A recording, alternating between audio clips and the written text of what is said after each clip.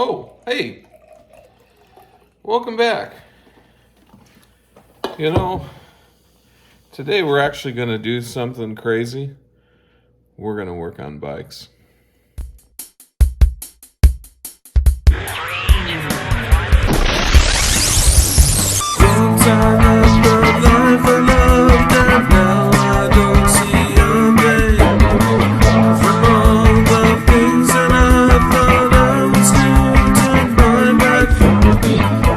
Might be noticing my t-shirt and saying, Brad, isn't that the shirt you wore in the last episode? Hey man, shut up. It's not the same shirt. Actually, through the power of film editing and YouTube, I actually filmed a few things on one day. And I know I'm not the only one. So, no, it's not that I don't change my clothes. It's that sometimes I get motivated and do a few things in one day. Let's get at it. So, this last episode, I talked about some troubles I had ran into the shop, and it's a good reminder. It might be what put the fire under me. That sometimes if you want to have something done and be guaranteed it's done, the best way to do it is to do it yourself.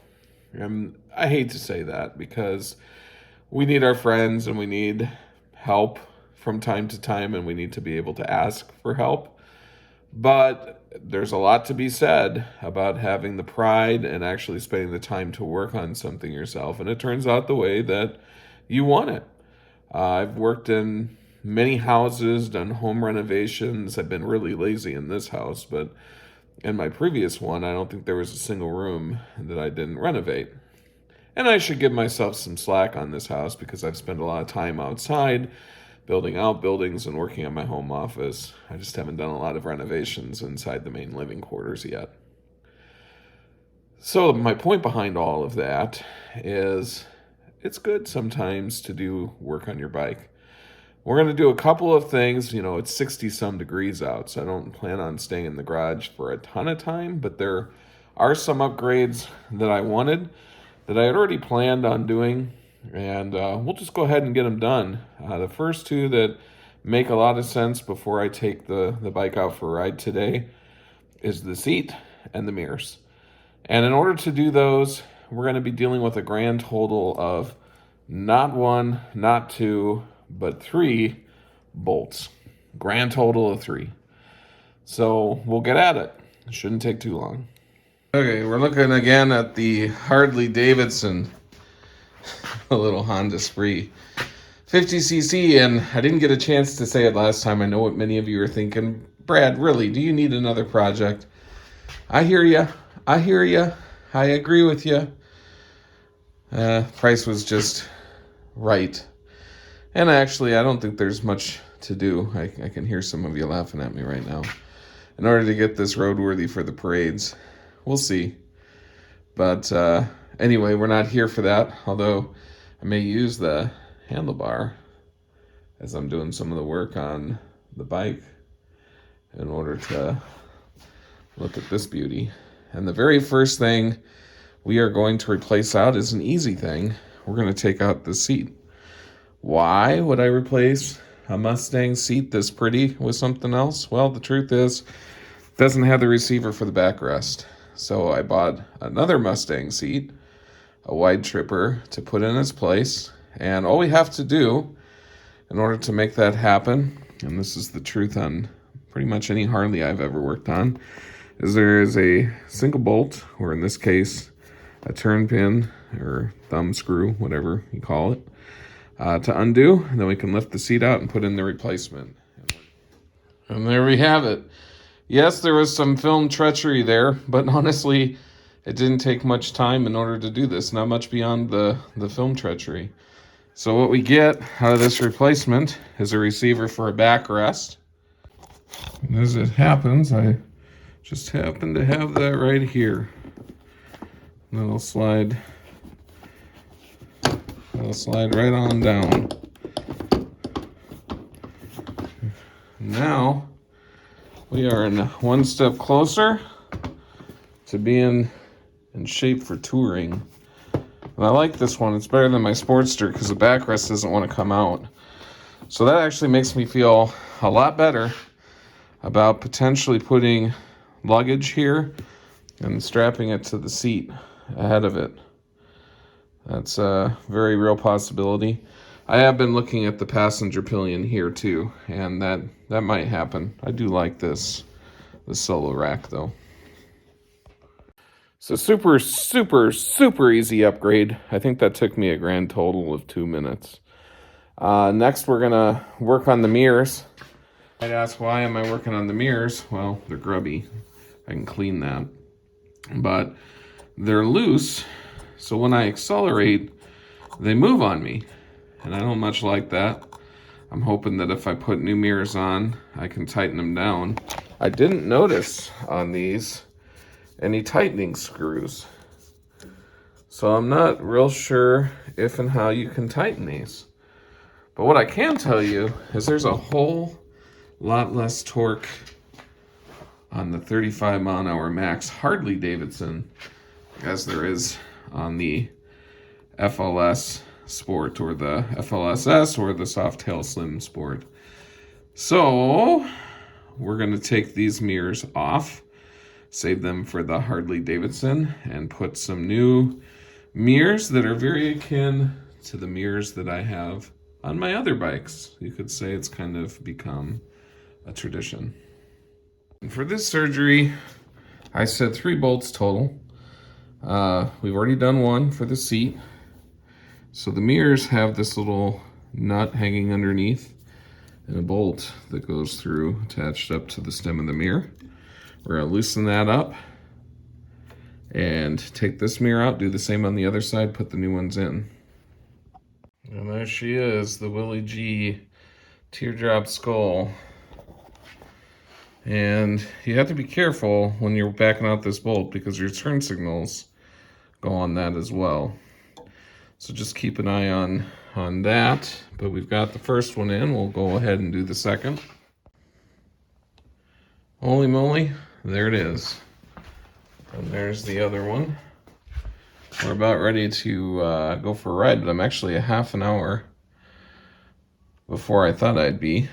So, against my better judgment, I'm going to do a surprise install of highway bars. Well, the bars are there, highway pegs.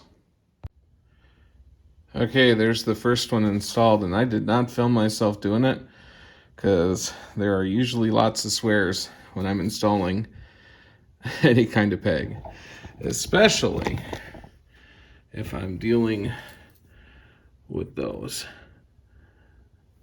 Now I have the right tool to do that, and I'll tell you, if you're doing these, there's a little piece of metal so that it can stay up. And I took a long time before I grabbed the big boy, the rubber mallet. You want that to push this in, or you're gonna have a bad day. Did I mention I wish I had this up on the lift? If I didn't say that already, I'll say that now. Working on it on the ground sucks. So switching the bike around because it doesn't take me too long to learn about how awesome it is to work harder than work smarter. You know, I hate hearing that, but there might be something to that. Anyway, while I was putting and making adjustments on that first peg, Amanda comes out. Well, actually, she came home from the mall with the girls and said, "Oh my God, that bike is so beautiful." And my ego is getting all puffed up, and I'm preparing myself for, you should spring for the extra couple $100 for the passenger pillion so I can go for rides with you on that bike. That wasn't the message. The message was, when I get my endorsement, maybe that can be my bike. A new rider on an FLSS Softail Slim. What could go wrong?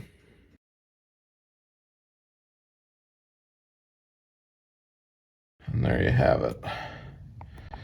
Do a little bit of tweaking to make sure everything's balanced, and the job is done. All right, there they are. Under promise, over deliver. Just the way I like to roll. And I wasn't kidding about that snap ring tool. There are others too, but that one for sure. Don't go cheap on that. I think Harbor Freight does make one that's heavier duty, but if you're dealing with these rings, I used a cheap snap ring tool on the 1200, and I had about 3 hours a bad day. Spend the extra 20 or 30 bucks and get the heavy duty one with the pins that can come out of the actual tool. Don't get the one that's got the cheap spring in it. Anyway, we got her done. There were maybe a few swears, but I spared you all of that. And while we were at it, I was charging up one of my batteries to put in this bike, a jump start battery. And I think we've got her ready to roll. So I'm going to transfer my GoPro to my helmet. I've got a friend coming over on a Dyna he's been working on. We're gonna go for a quick ride.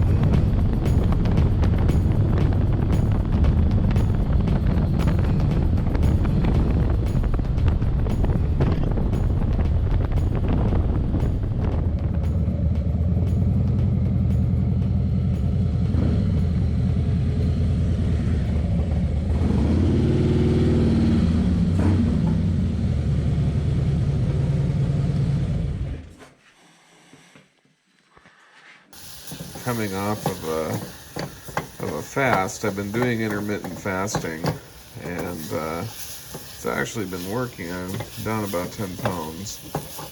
This is about day 4, I guess.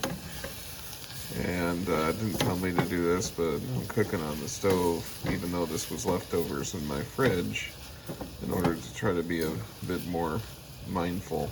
I can smell it cooking. I'm gonna make myself just a breakfast burrito.